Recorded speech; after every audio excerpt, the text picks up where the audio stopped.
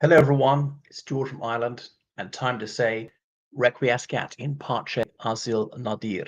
So, Asil Nadir was a Turkish Cypriot businessman, I think British citizen too, who was renowned for his almost rags to riches story, for the collapse of his Polypec textile company, for his flight to North Cyprus in 1993, which was a legal nowhere's man, no man's land, nowheresville, whatever, and the shadow that cast over the conservative government of John Major, especially during much John Major's much mocked back to basics campaign, saying personal responsibility, morality, family values, and then it turned out that plenty of his MPs had a lot of skeletons in their cupboard. Michael Mates, prominent MP from Hampshire, he had been given, I think, or gave a watch engraved with the words "non illegitimi carborundum" to Asil Nadir, or from an Asil Nadir. I can't remember which way around and went,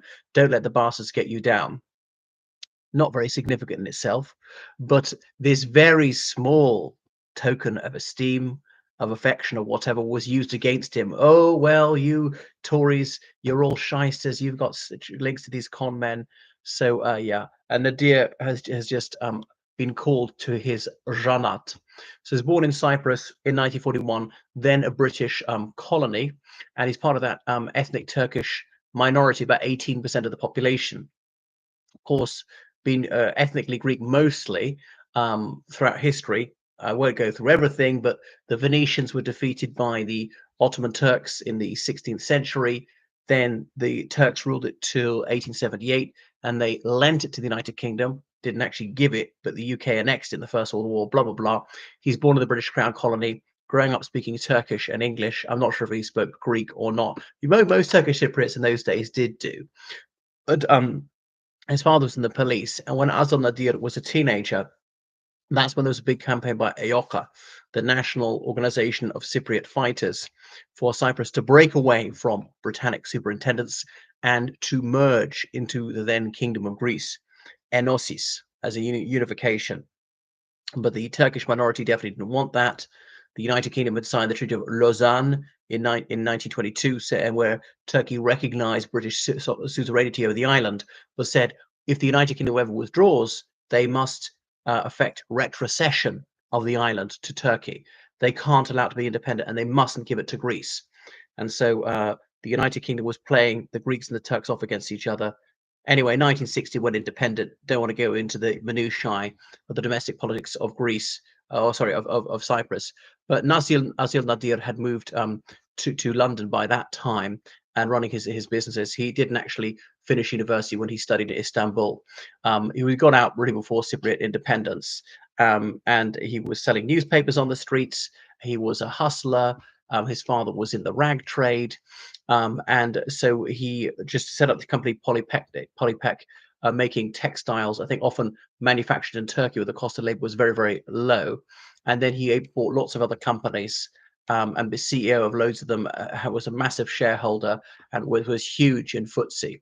So he was very different. Got to remember what a monochromatic world the City of London was in the old days.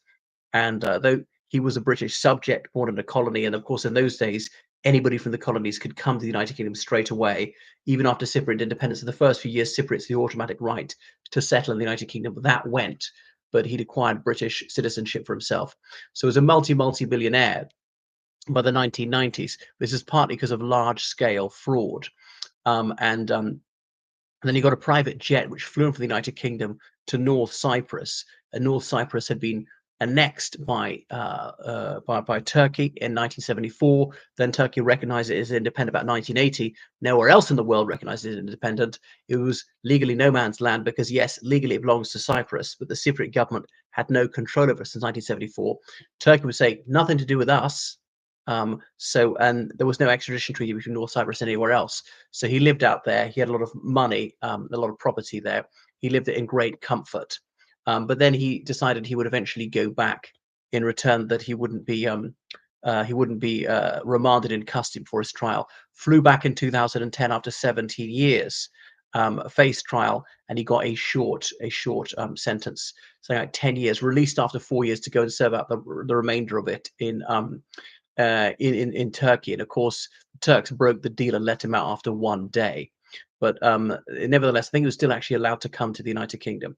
So he married twice. His second wife was 43 years younger than him, and he had 6 children in total. As the two of them with mistresses of his. So he was certainly a bon vivant, not an observant Muslim. Um, Not seen as quite as unsavory as Mohammed Fayed, didn't caught the limelight as much, and was known for his liberality towards the Conservative Party. Did he believe in conservatism? I mean, somewhat. The Conservatives thought to be a bit more Turkophile, and Labour or the Liberal Democrats more Phil Hellene in the 20th century. So it might be to that, or simply was to curry favour with the governing party, because in the 80s the Conservatives ruled the roost. In the early 90s, they just won the 1992 election. It wasn't quite clear they'd lose in 97 by that stage. But obviously, by the time the solids hit the fan, he was out of the country. And okay, Labour came back in, and that didn't make a great deal of difference to him. But it was seen as deeply embarrassing for the Conservative Party. Nevertheless, Michael Mates, he remained MP for that seat in Hampshire for quite a few years.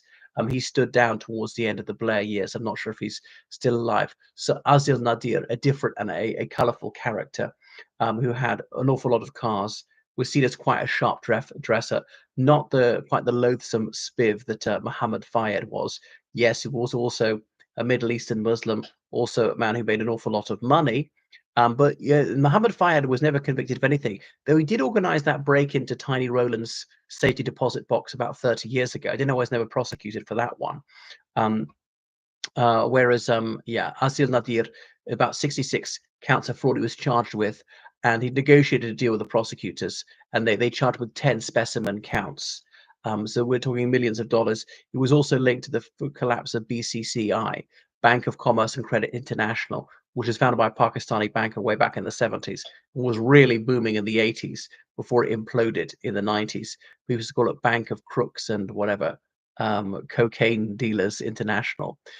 So that is Asil Nadir, who well, lived a very good life, didn't do an awful lot of a lot of good things, and spent the last few years of his life in North Cyprus, dying in Nicosia. Where he was from was actually South Cyprus, but when he was born, of course, Cyprus was united in those days and wasn't explicitly political. And in the last few years, had avoided the limelight. So yeah, not known for benefactions to anybody else, but apparently not such a terrible person to work for. You wouldn't be able to just fly out of the country these days if you're awaiting trial. They got savvy to this kind of thing because of him. Well, thank you for watching my channel. Make sure you subscribe on Patreon, donate to PayPal, georgecallahan79 at gmail.com. Goodbye.